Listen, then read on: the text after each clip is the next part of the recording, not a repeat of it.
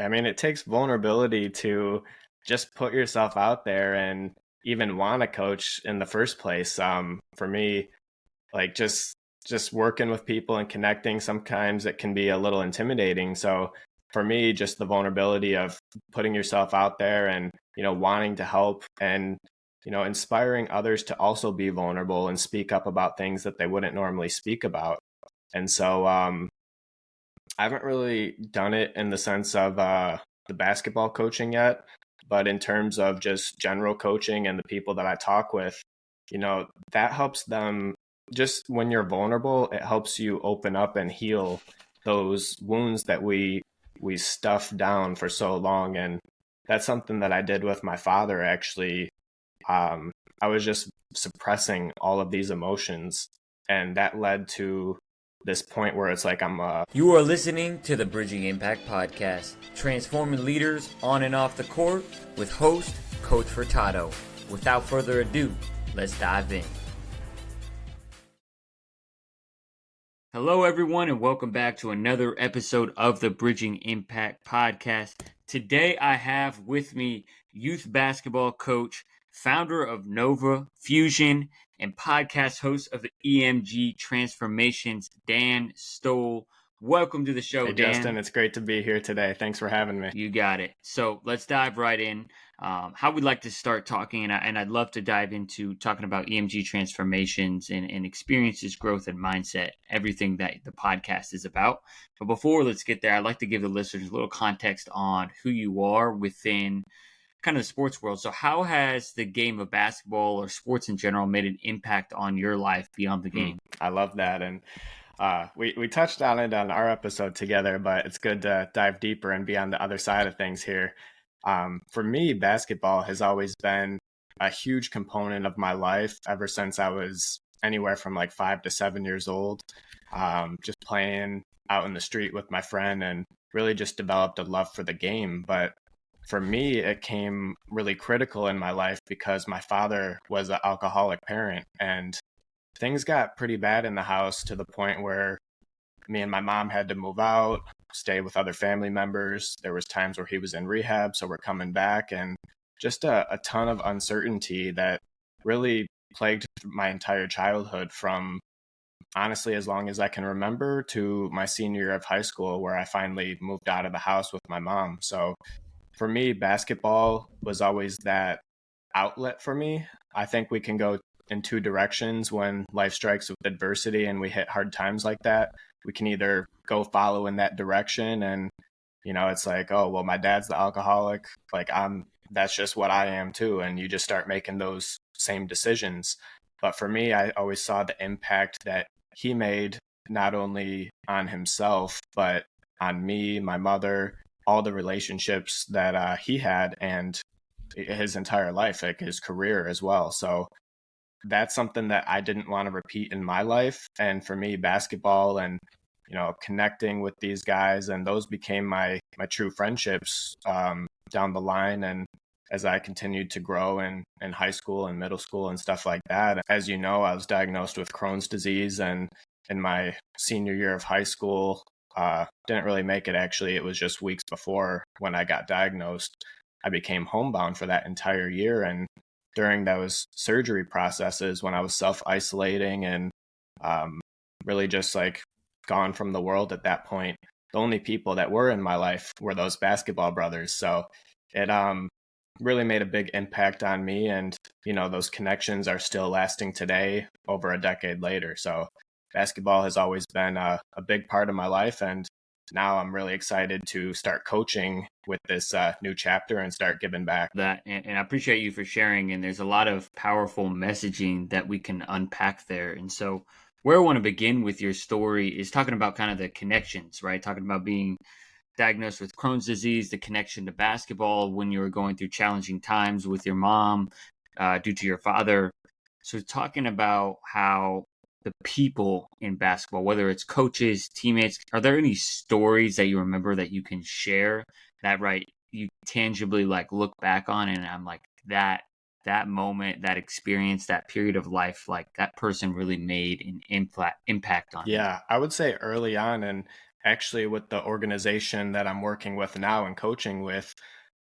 During that point in my life, I'd say I think it was when I was around 10 years old. That's when things were really bad with my dad. And I didn't have any really good role models in my life either. And so things were just really difficult for me. I didn't have anyone to talk to or connect with. And the organization that I'm working with now, Hype Athletics, they really took me under their wing at that point. And they were a growing organization at the time. And the founder was leading a lot of these trainings and coaching in the leagues that they started. And, it's still a new organization here, but they always saw potential in me. And one of the things that really sticks out in the organization is that they they help kids that are in underdeveloped situations, or maybe family life just isn't right, or um, drug prevention, stuff like that. Like they're always looking back for the community and trying to do the best that they can. So for me, I needed a good role model in my life at that time. And Coach Ali, he would always take me under his wing. He would give me that extra time in practice, go with me before practice, stay with me after practice, and just make sure that, it's not just basketball too. Like we're connecting on a personal level at that point. And so we really just developed that bond, and we developed a lot of respect for each other as well. And I can say that, that left a big impact on me to want to give back to others and, just lead by example as well. So that's what really, just all of those experiences when life was uncertain at home, I felt like I had certainty, protection, and comfort out on the basketball organization. So that was really eye opening for me. And now I want to just be in that same position that he did for me. And with these kids, because they still have that same mission, a lot of these kids are in broken homes and broken families. So if I can be that role model for them and that positive leader for them, and show some of my experiences, and hey, I was actually in a similar position as you, but I was able to navigate through with the community here at Hype. And, this is a family, and just bringing that concept and bringing that awareness for them, that's one of the things that I remember most. It's really important to have those people in our lives, and it just shows your story, and Coach Ali shows that's what we're in it for, right? We're in it to make an impact. And I really think there's so much wisdom within that, because you talked about that being a reason that you want to continue to give that back as a ripple effect and leading by example. And that just comes from one coach, and the influence that we can have as coaches. So can you continue to expand on some of the life skills beyond the connections, right, that really helped you have an outlet to then now become who you are today? Yeah. So it really became something that I looked forward to, and people that I wanted to be around. And um, a lot of it was like having a good time and just quality time and people that I enjoyed being around. But, they would show me the importance of hard work, importance of discipline, importance of not giving up on yourself, and, staying committed to doing the things that you said you were going to do. And all of these, it was more of a work ethic that I learned with them. And that transitioned into resilience later on, because there's been so many times, like in school, even like I wasn't the best at school. And so the stuff that I learned in basketball, it helped me get through some of those tough times in classes. And part of that was with that experience with my father. It was just hard to focus and worrying about what's going on at home at the time. But, that gave me that resilience rock, in a sense, where I always had something to go back to. And it was that discipline from basketball, and also just having people to talk to as well, because at that point I really didn't have people to talk to. So they showed me that it's okay to open up, it's okay to be vulnerable. And as a young kid, communicating those things, it's just such an uncomfortable thing. And you don't even know if it's okay to speak up about these things, because you don't want to get, your parents in trouble. Not that it was like an abusive relationship or anything like that, but as a kid, it's just a really uncertain period. So just having that support system and that support group, it really just opened my eyes and allowed me to to open up more and not be so sheltered and shy, and I could actually be my authentic self around these people. So there's a lot more than just connections, right? It's kind of helped you shape to be the person you are today, right? Being able to be vulnerable, express yourself, and kind of figure out that authenticity just through the sport of basketball, which is amazing. And so I want to pivot into your kind of philosophy now, because I really like your philosophy in terms of experiences, growth, and mindset. And we're talking about experiences right now. We're talking about the experiences that you had growing up, between health and family, that were challenging. And you talked about earlier that you had a couple of different choices within those experiences. Can you talk about how, as a coach now, you help your athletes make choices with the experiences they have? Yeah, I love that question. Um, everything we do is an experience. And I talk about how within every experience, there's a learning opportunity to grow and become better. And so that's where that mindset shift happens. And in sports, it's actually quite interesting because we're constantly making mistakes and we're constantly failing. And so we have just constant reps of experiences that we can learn from if we choose to. And so many times we go through the same experience over and over, but we don't learn from that experience. And then we wonder why things aren't changing. And it's because we're not changing. And so if I can help my athletes, help myself even sometimes, just take a step back and refocus on the things that I can control, because what's in the past is in the past. We can't change that. We can't change the call. We can't, make that missed shot go in. What's in the past is done. And we just got to focus on what's right now, lock into that present moment, and take that first step forward. And that first step forward might be a little hard, and you might not even know where that next step is going to go, but you have to take that first step, and then the path will start to unveil itself. And so that's where things become interesting, because you start navigating through and you start learning through those experiences, and your mindset starts to shift, and you grow as a person. And similar to what I said, it's like that self-awareness. You start discovering more of your strengths, your weaknesses, what you're good at, and you can just open up the door for opportunities there. But it starts with that awareness and taking a step back and not always reacting to situations, but intentionally responding and being calculated.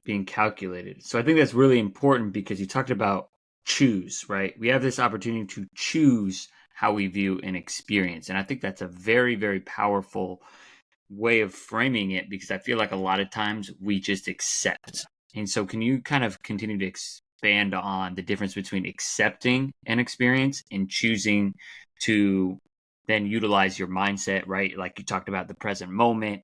You talked about how we can take things one step at a time. So it actually starts the moment we wake up.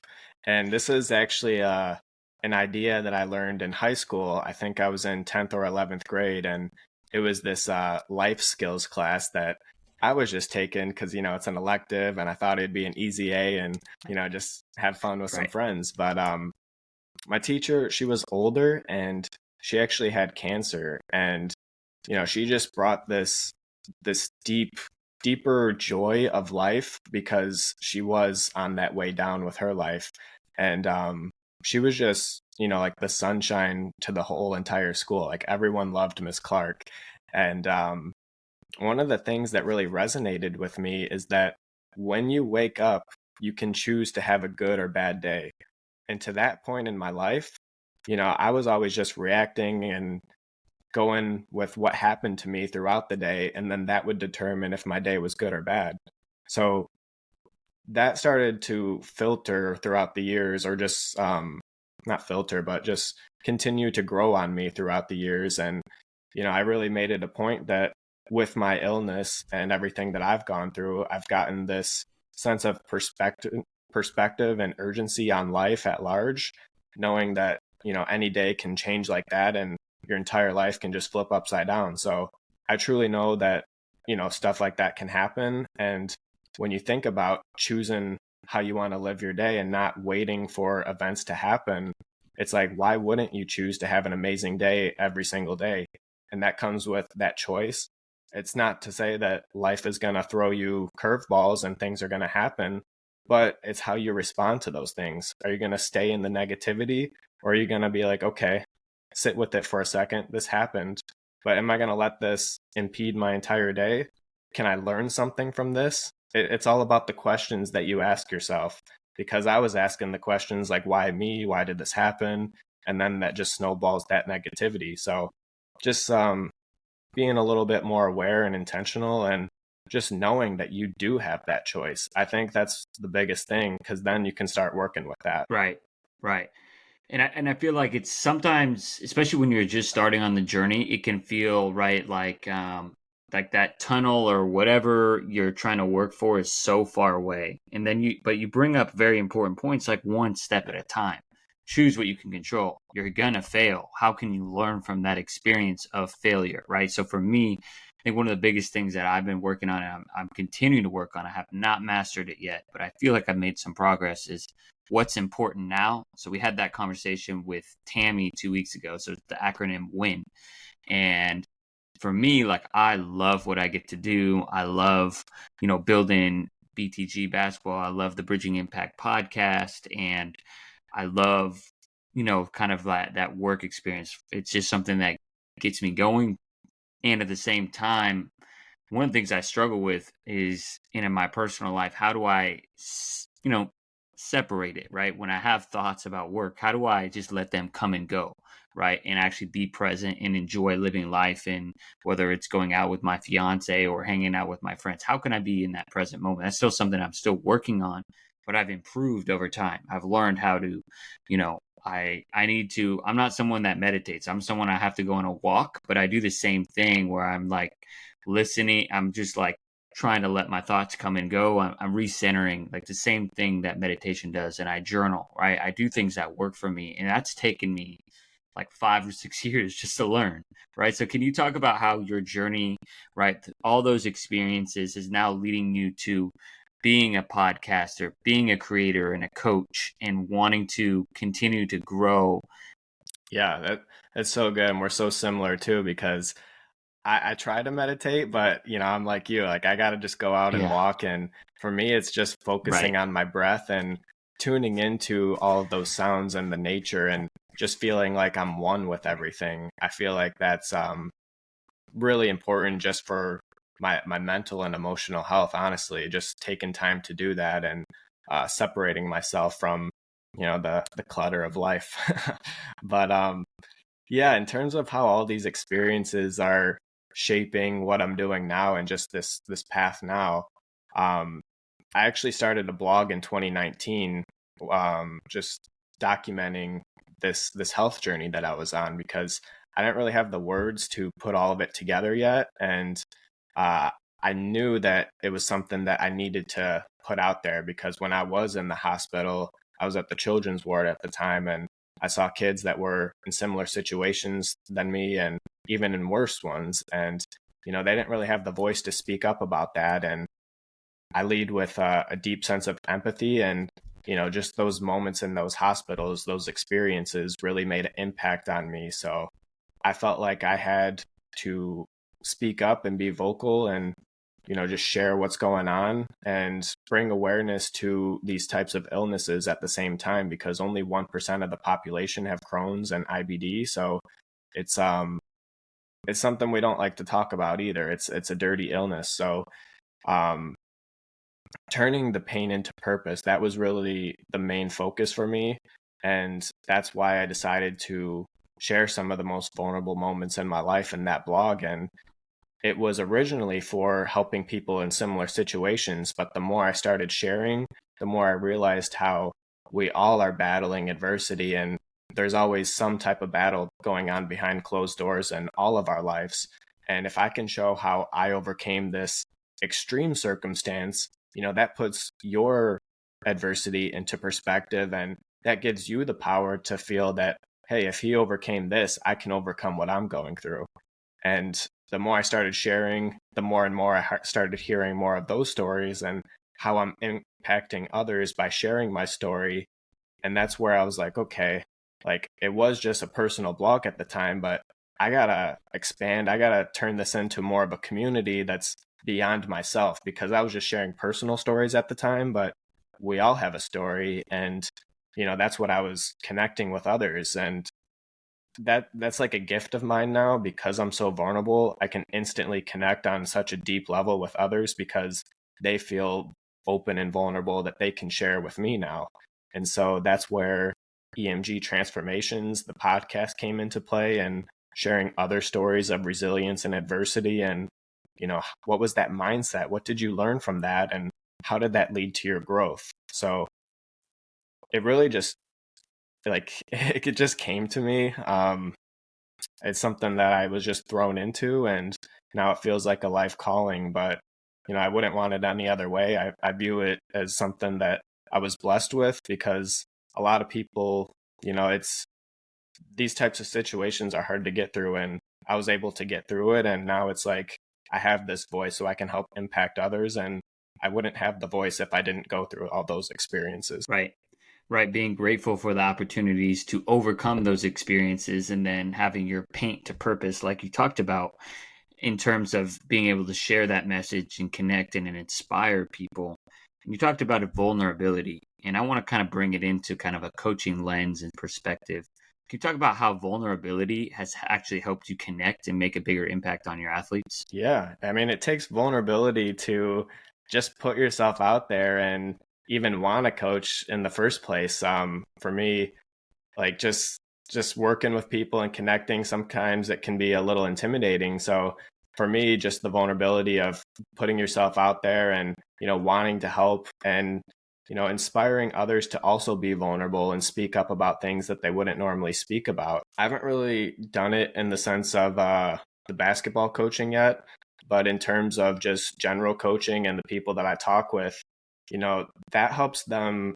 Just when you're vulnerable, it helps you open up and heal those wounds that we stuff down for so long. And that's something that I did with my father, actually. I was just suppressing all of these emotions, and that led to this point where it's like I'm a bottle that's just ready to burst. And so I would have these, like, little episodes where if this little thing happened, like, it has nothing to do with what happened. It's the buildup of all these emotions that I had there.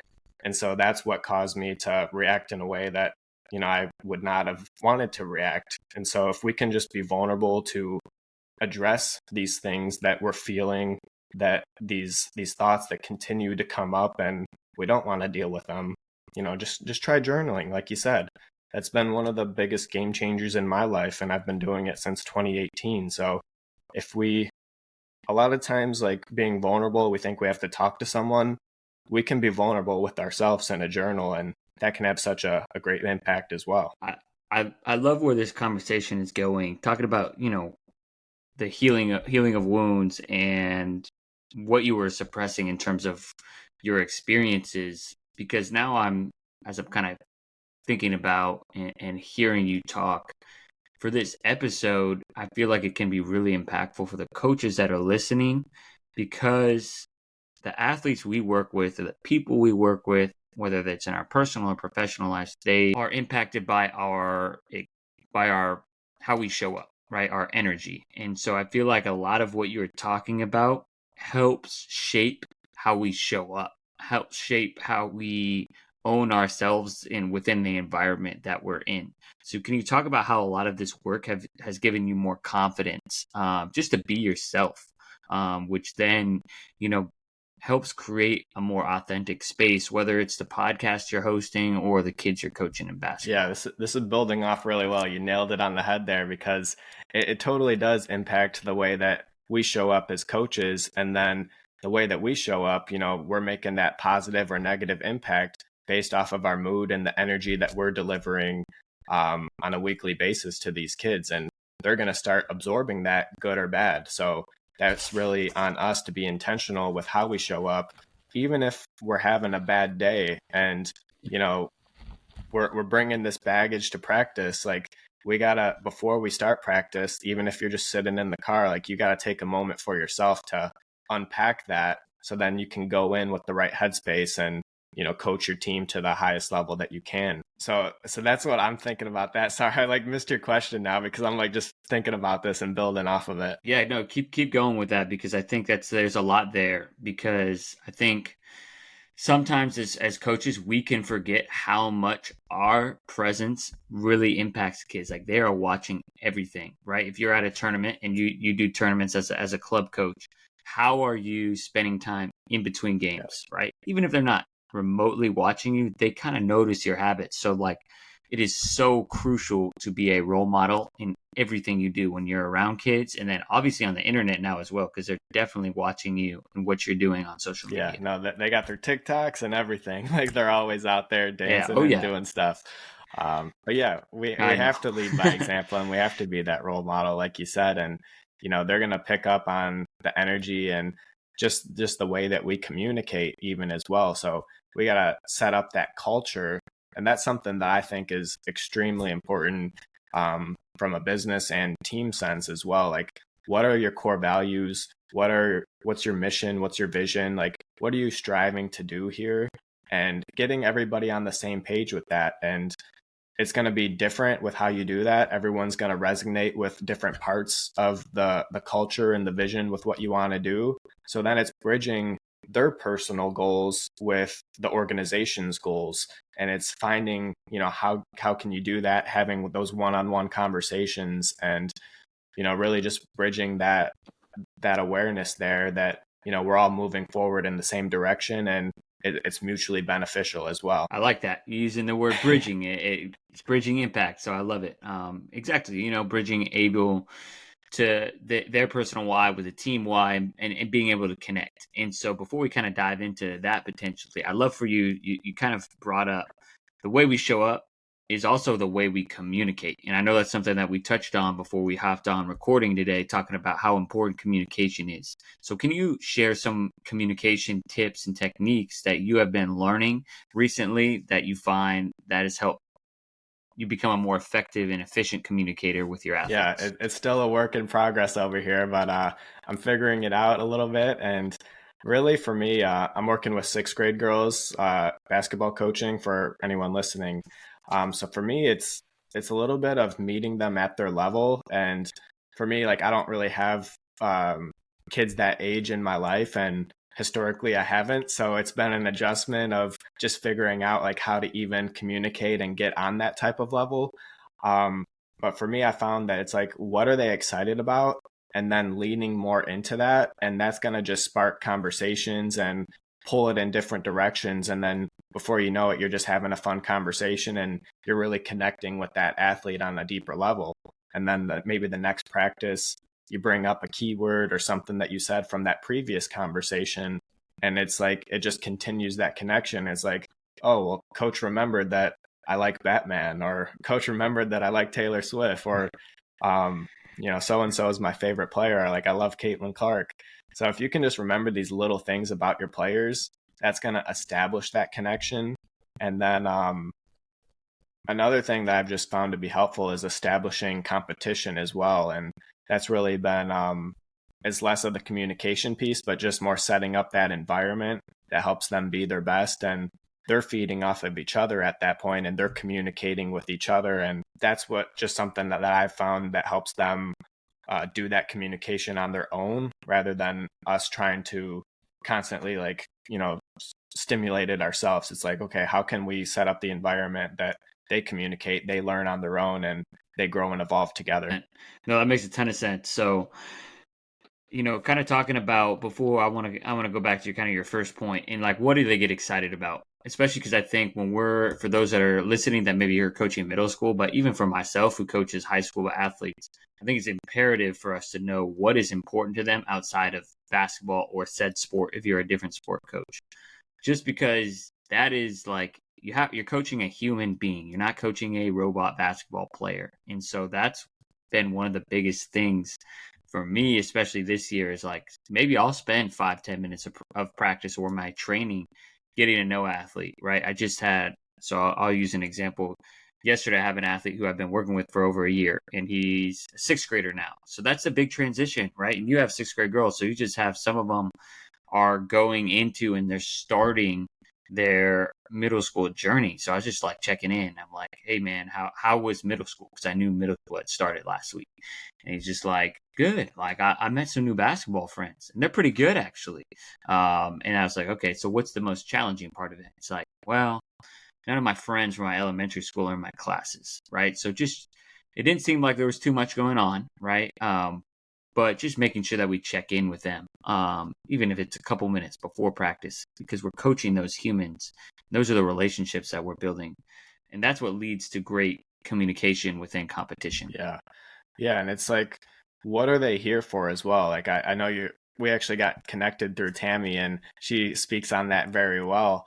And putting yourself in their shoes, like when you were a kid, like if you were playing sports, why were you there? Like, you got to remember that. It's like, we're not all trying to go to the NBA or WNBA or whatever sport that is. Very small selection do make it there. So is it there because they want to have fun and they love the sport? And it's not so much about winning, but you want to teach these principles and these life lessons that lead to the winning, because I think that's what's more important. It's not the winning itself, it's what you do that makes you win. And winning is just a byproduct of doing the right things over time and being consistent with that over time. So I think connecting to that why, connecting to why they're there. I asked one of them, like, why are you here? It's because I wanted to be on the AAU team. It's like, okay, like, you're on the team, you're here, you're leading the team, you're actually a leader. And that was one of the conversations we're actually having with her is she's a leader on the team, but sometimes she can be very stubborn and just not going with the flow of things, and very opposite to what you say. There's a couple of them like that. And so it's just figuring out, okay, where's this resistance coming from? Like, you wanted to be on the team, we're here on the team, we're trying to do the activities that the team does.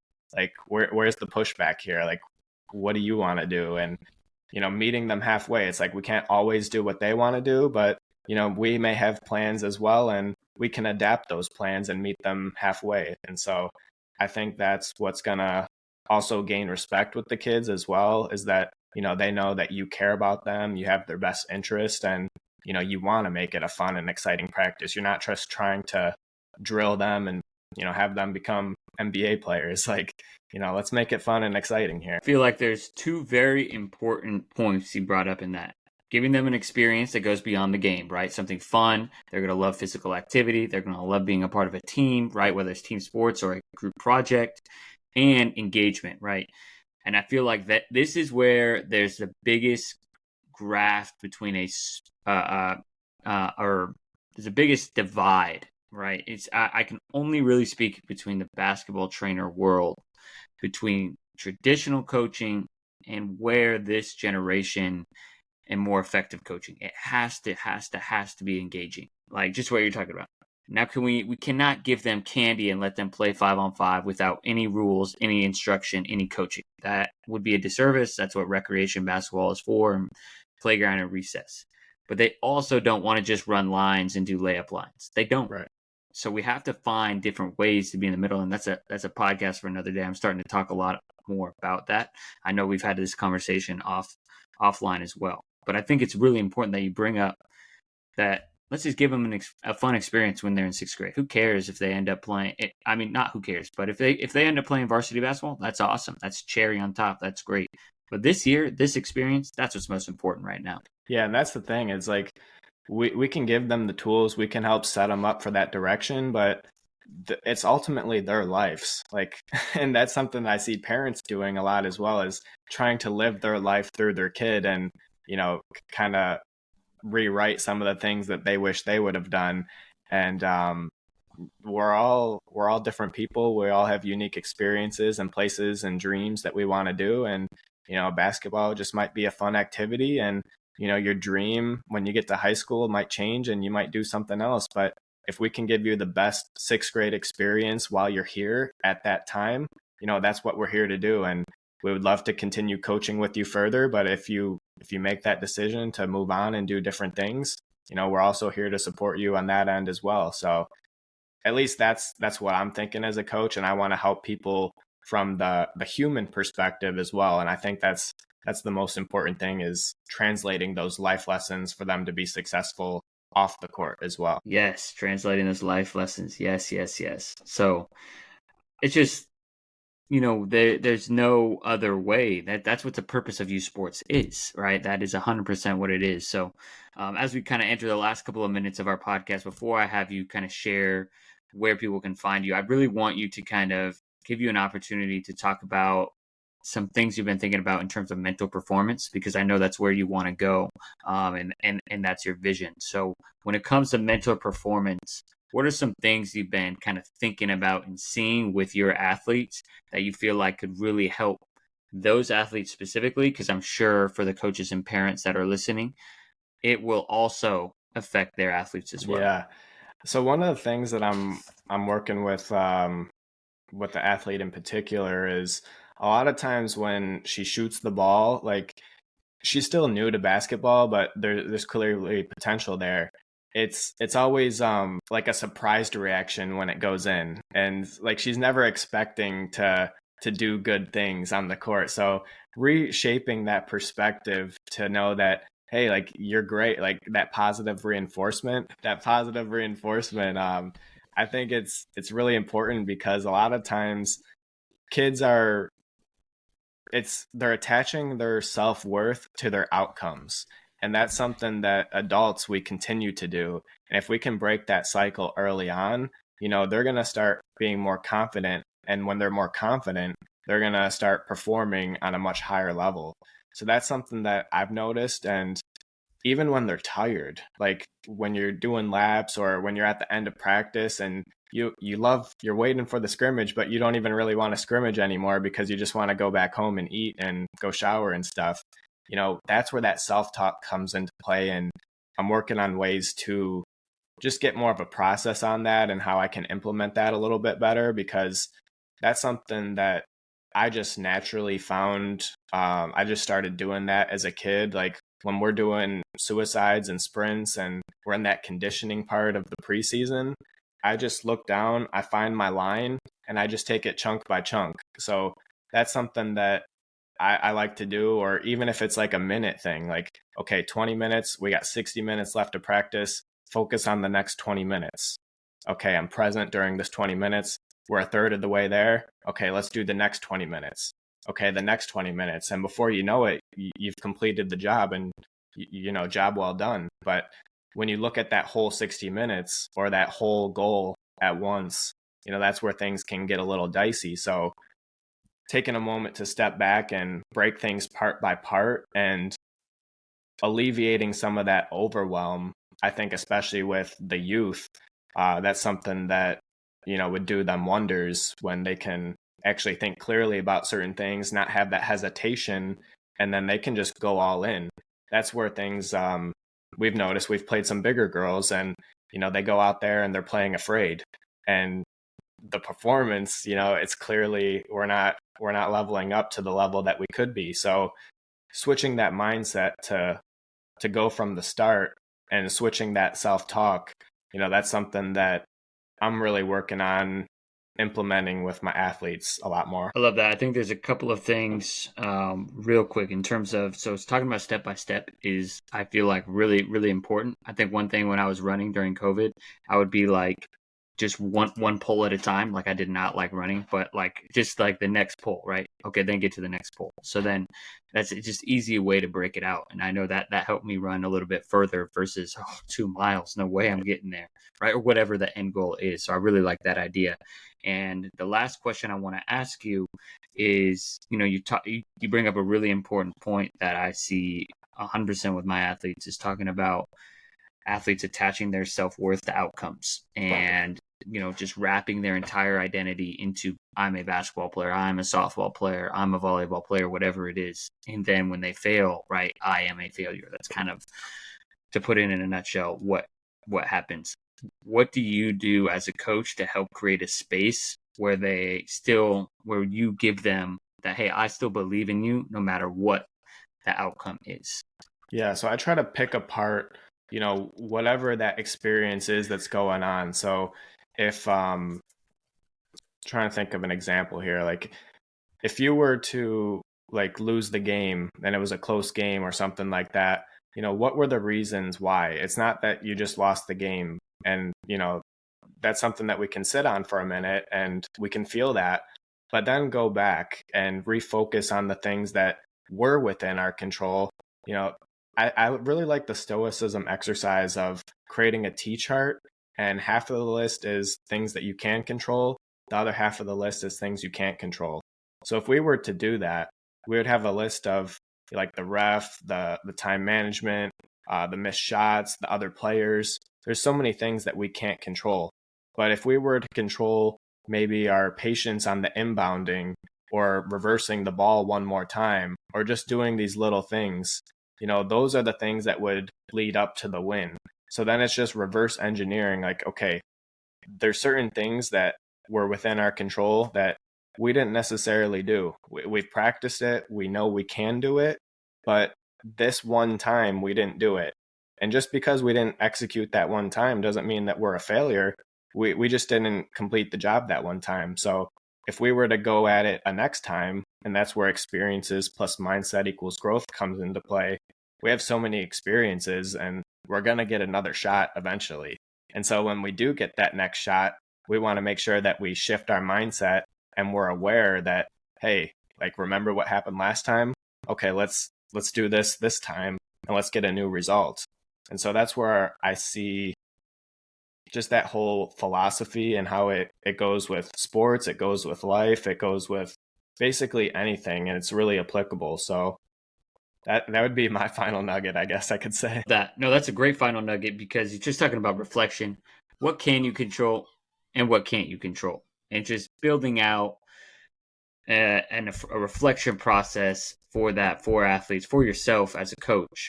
And I think, what goes into winning is what can we control, what can't control, refs, the environment, XYZ. So I appreciate all the time and wisdom that you dropped today. For those that want to continue to get more EMG Transformations podcast, where can they find and listen to the podcast, and where can they find and connect with you?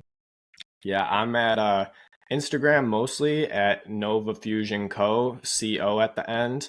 That's where I promote the podcast. You'll see my personal page on there as well. So that's a great place to contact me. And then my website, novafusion.co, for any other inquiries. All right. I appreciate your time today, Dan. Make sure that if you are a listener that got a lot out of this, reach out to Dan. He's very approachable, and I got a lot of wisdom from him today. So thank you so much for your time today, Dan. Appreciate you for having me. Let's stay in touch. Thank you for listening to this episode of the Bridging Impact podcast.